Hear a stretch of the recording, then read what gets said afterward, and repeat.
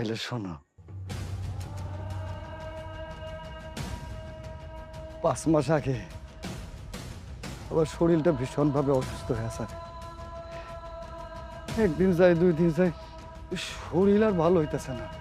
অনেক ডাক্তার দেখেছি, চিকিৎসা করাইছি, রিপোর্টেও তেমন কিছু ধরা পড়তেছিল না।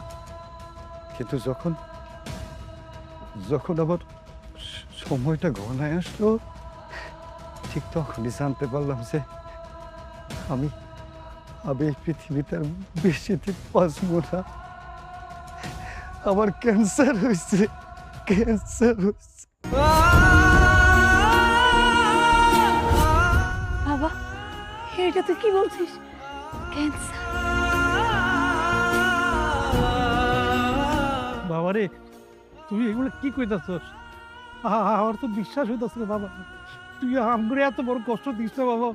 তোমার এত বড় রোগ, তুমি আমার কাছে একবারের জন্য খাও নাই, একবারের জন্য জানাও নাই।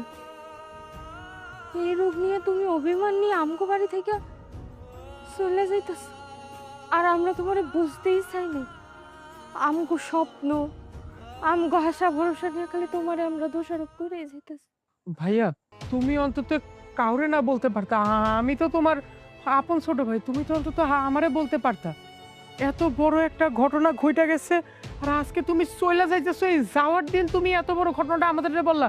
আরে ভাই, অন্তত আমাদের তো একবার বলতে পারতা। আমরাও তো তোমার পরিবার, তাই না? পরিবার, পরিবার, তোমরা তোমরা আমার পরিবার। বাস্তবতা এইটাই যে আমি সারাটা জীবন প্রত্যেকটা মানুষের জন্য চিন্তা করছি আর ভাইবা গেছি। আমার দিক থেকে কিন্তু এটা পরিবার, কিন্তু তোকে মুখে না, সত্যি কইতাছি, এই কথাটা আর মানায় না রে। যখন আমি জানলাম আমার ক্যান্সার, আমি শুধু আর একটা মাস বাঁচবো তোর সাথে থাকার জন্য, জানো, আমার আমার এই বুকটা কেমন ধরপর ধরপর করতেছিল, কেমন আনচান আনচান করতেছিল।